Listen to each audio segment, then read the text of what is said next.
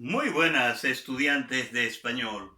Hoy vamos a hacer un resumen de lo que hemos estudiado hasta este punto.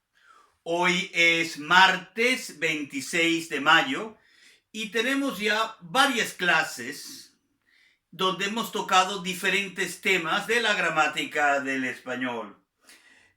Lo primero empezamos con la pronunciación y recordemos algunas cuestiones importantes que son importantes para aquel que es de lengua finlandesa. Por ejemplo, la H al comienzo de una palabra en español es silente, no se pronuncia. Por ejemplo, hotel, hombre, esas son palabras, hospital, que llevan H, pero la H no se pronuncia. Otra cuestión relacionada con la pronunciación es que hay unas diferencias entre el español general de España y el español general de América. Yo soy venezolano, por lo tanto, por ejemplo, la Z española la pronuncio como una S. Yo ceseo. Yo no digo, por ejemplo, zapato. Lo normal para mí es decir zapato. Bueno, eso recordemos, esa diferencia. Recordemos también que la GUE y la GUI se pronuncian GUI. Por ejemplo, mi nombre, Miguel, GUE, no es Miguel, es Miguel.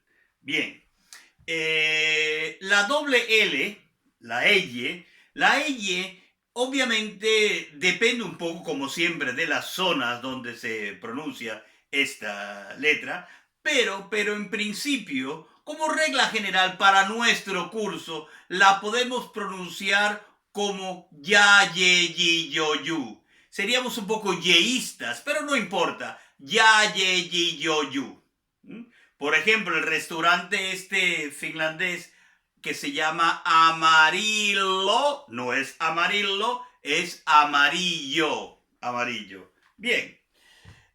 Antes decía sobre la pronunciación de América y de España, y evidentemente hay muchas cuestiones y muchas diferencias dentro del mismo español de España y dentro del español de América Latina. Piensen, si en Finlandia, que es un país que no tiene una extensión de más de ¿cuánto? 350.000 kilómetros cuadrados, bueno, no sé, más o menos. En cualquier caso, Finlandia es más pequeño que España. Y en Finlandia, vosotros, ustedes los finlandeses, sabéis de diferentes acentos y maneras de decir las cosas según las zonas.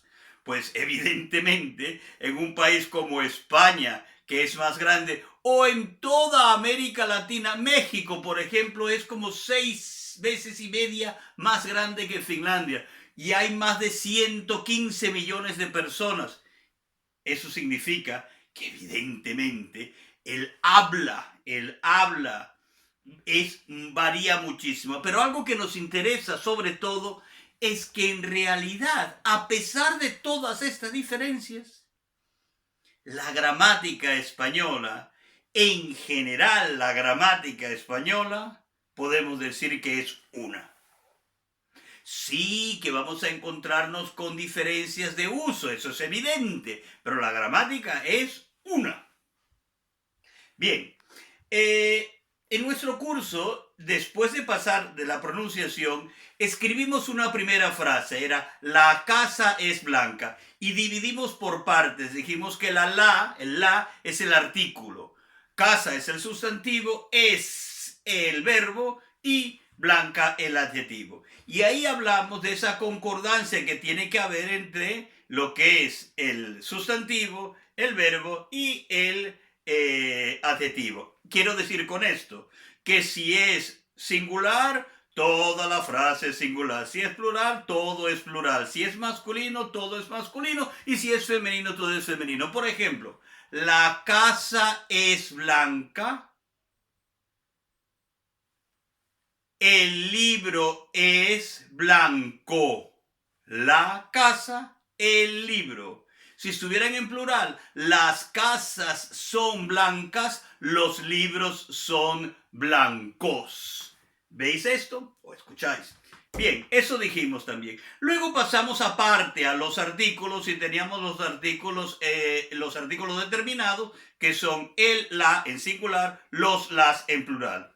Perfecto. Y teníamos los indeterminados que no le prestamos tanta atención, pero obviamente son importantes. Un, una, unos, unas. Ahora bien, yo sé que en finés no existen los artículos, pero realmente nosotros en finés, a pesar de que no están los artículos, podemos declinar la frase de manera de si estamos hablando de algo que sea un conjunto o algo conocido o algo que sea en general una parte de algo. Por ejemplo, es muy claro que en español no es lo mismo decir el coche o el carro, como decimos en América Latina, que un coche, un carro. Para ver esa diferencia, ustedes, vosotros, estudiantes de finés, lo que tenéis que entender es que funcionan más o menos de la misma manera que los artículos en inglés. Si entienden, si sabéis usar bien los artículos en inglés, sabéis usarlo probablemente en español. La cuestión es que en español está también el masculino y el femenino, el género. Entonces, no siempre es fácil saber al principio qué palabra es masculina y qué es femenina. Pero lo que sí puedo decir es que en general, y eso en este punto que estamos totalmente de principiante, vamos a decir que la letra A es femenino y la letra O es masculino. Y así, por lo menos, va avanzando.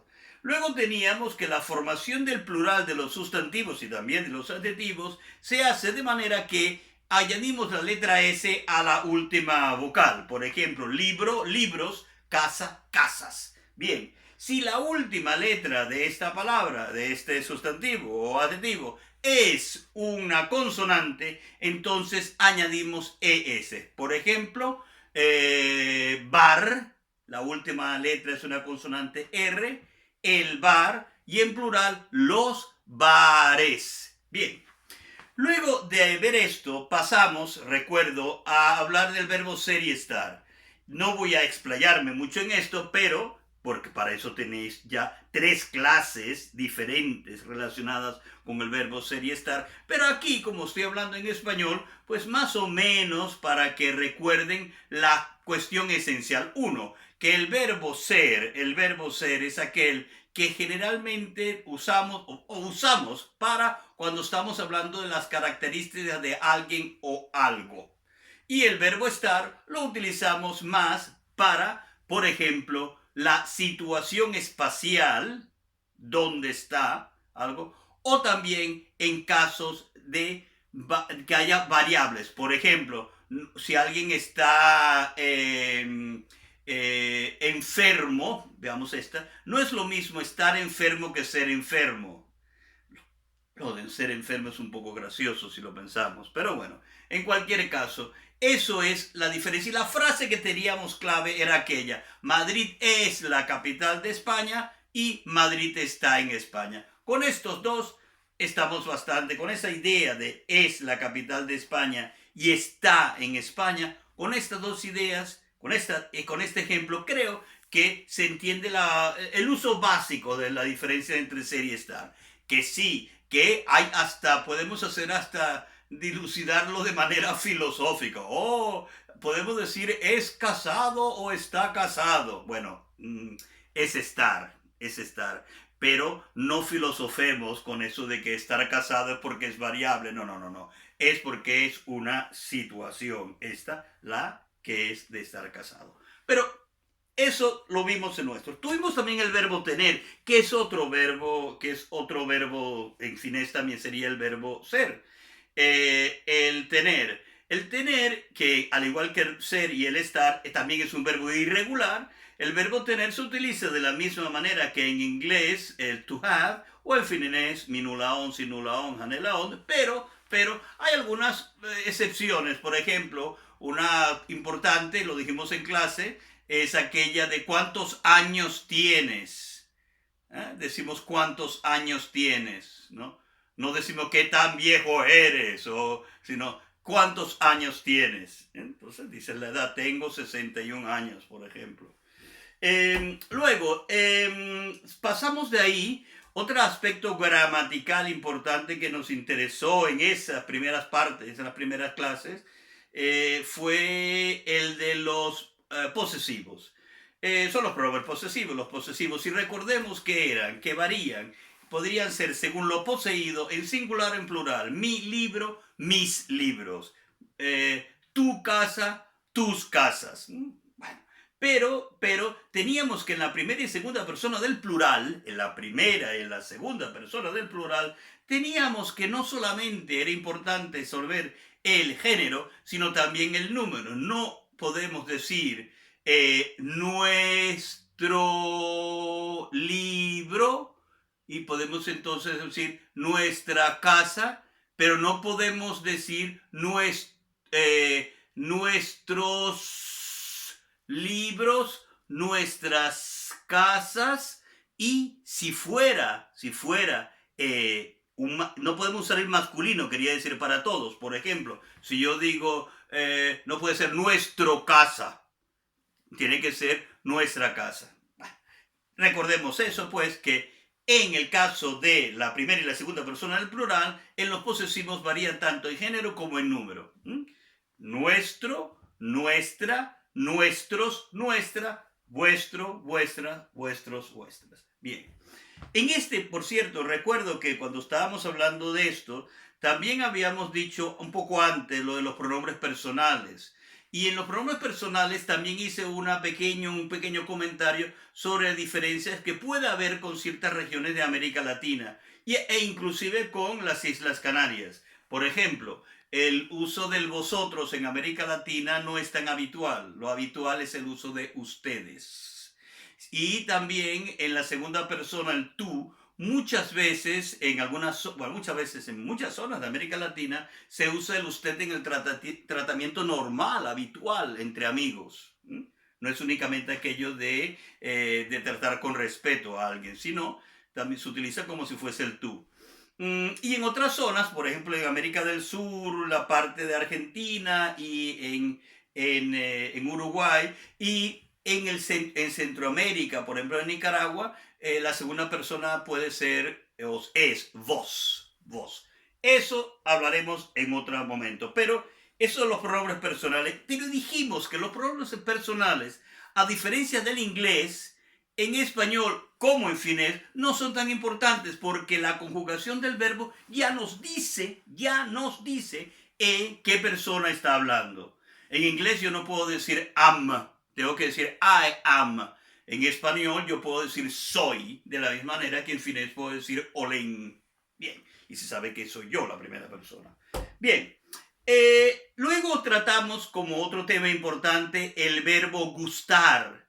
El verbo gustar. El verbo gustar es un verbo que demanda el uso de los dativos en español. Los dativos en español, los pronombres en dativos son me, te, le, nos, os, les. Los tenéis escrito en las clases que di anteriormente. Me, te, le, nos, os, les. Y necesitamos en este momento, en este punto donde estamos en nuestro curso, únicamente la tercera persona del singular y la tercera persona del plural. Necesitamos gusta y gustan. Si aquello que nos gusta es uno, gusta. Si aquellos que nos gusta es más de uno, es en plural, gustan. Por ejemplo, me gusta la cerveza, algo que creo que es bastante evidente con estos cachetes y esta barriga, y me gustan los vinos italianos. Repito, me gusta la cerveza, pronunciación española, cerveza, pronunciación latinoamericana, la mía natural, cerveza. Me gusta la cerveza. Me gustan los vinos italianos, lo cual es cierto, sobre todo si son blancos. Bien, el verbo gustar, pues, es un verbo que requiere el uso de los dativos. Esto es importante tenerlo en cuenta. De este tipo de verbos nos vamos a encontrar otros. Por ejemplo, uno muy importante que no hemos visto todavía y que vamos a estudiar pronto es el verbo parecer. Parecer, también necesitamos los dativos. Y hay otro, importar, encantar, etc. Bueno, también tuvimos los demostrativos, ¿verdad? ¿Se acuerdan? ¿No es verdad? Los demostrativos. ¿Os acordáis los demostrativos? Sí. Los demostrativos teníamos que pueden estar también en singular y plural, masculino y femenino. Era, de hecho, muy simple, así. Este, ese, aquel como singular masculino, estos, esos, aquellos como el plural. ¿Está claro? Y femenino, esta, esa, aquella, y en plural, estas, esas, aquellas. Y teníamos el neutro, el esto. Si yo no sé, ¿qué es esto? ¿Qué es esto? Y no sé qué es, entonces yo no puedo utilizar aquí ni el masculino ni el femenino, utilizo el neutral. ¿Qué es esto? Es un vaso. Un vaso de agua, no de vodka. Para empezar, sería muy vulgar beberme una bebida alcohólica en un vaso de plástico, un horrible vaso de plástico.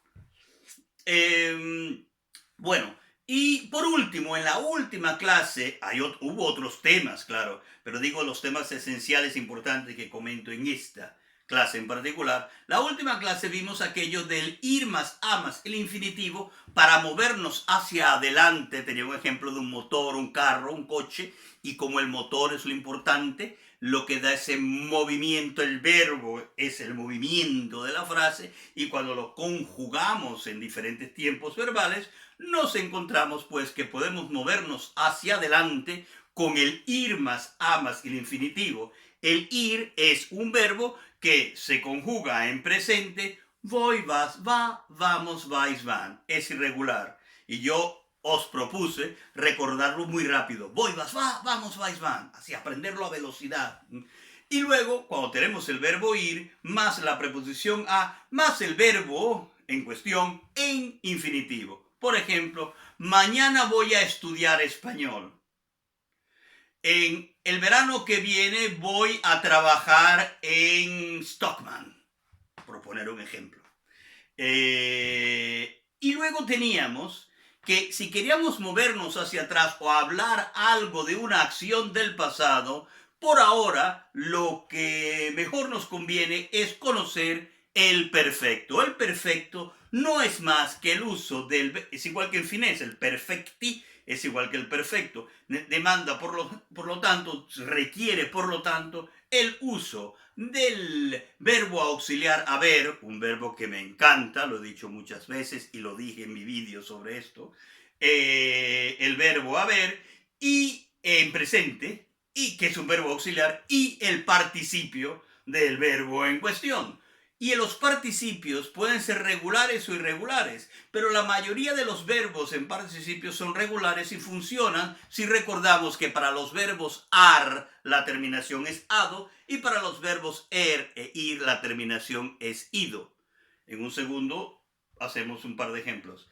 En lo que se refiere a nuestro verbo auxiliar haber, se conjuga as, a, hemos, habéis, han. Con H, pero la H no se pronuncia. As, a, hemos, habéis, hay. Ese es el verbo haber en presente. Y el participio dije que para ar, ado y a er, ir, ido. Por lo tanto, si el verbo es hablar, el participio es hablado. Si el verbo es trabajar, el participio es trabajado. ¿Qué estamos haciendo? Estamos quitando la terminación ar y ponemos en su lugar ado. Por ejemplo, estudiar, quitamos el ar, lo botamos a la basura, orgánica, y añadimos ado, estudiado. Si el verbo es er o ir, la terminación es igual, es ido. Por ejemplo, para comer, ¿cómo es el participio? Comer, er fuera, ido, comido. Para vivir, ir fuera, vivido. Y nos dimos cuenta que algunos verbos muy importantes, como el verbo tener, es regular, su participio es tenido, el verbo ser es sido y el verbo estar es estado. Bien, pero sí hay verbos irregulares, algunos de ellos importantes. Por ejemplo, el verbo hacer, el participio del verbo hacer es hecho. El verbo decir, el participio es dicho. El verbo poner es puesto. Pero hay otros que nos pueden sorprender. El verbo ir, el participio es ido. ¿Veis la curiosidad? Curiosidad. Ir es la tercera conjugación. Quitamos ir, nos quedamos sin nada. Y luego añadimos ido. Pues ido es el participio. He ido a la playa. Ahí está.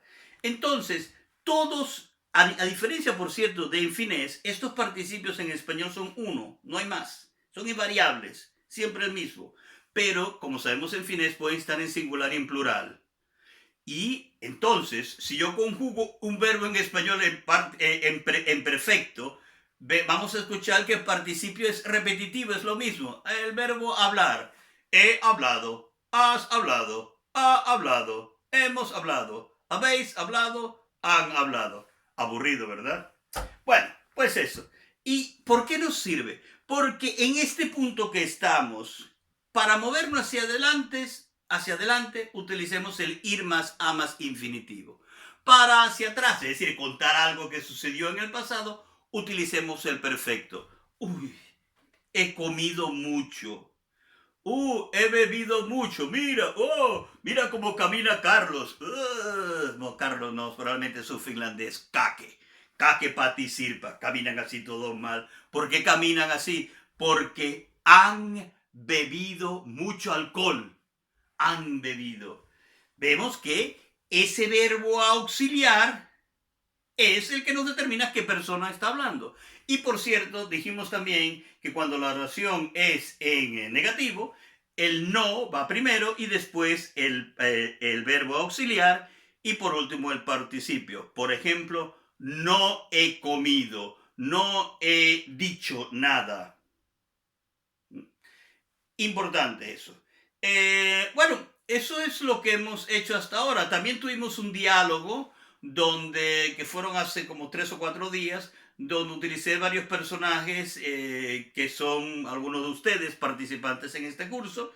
Y entonces, bueno, los puse ahí y hemos hecho muy poco únicamente. Creo que habíamos hablado de dónde eres o dónde vives o qué te... Pero ahora vamos a enriquecer ese diálogo y mañana vamos a tener, mañana miércoles, un vídeo donde va a haber un poco más complejo el texto donde están los mismos participantes, es decir, ustedes.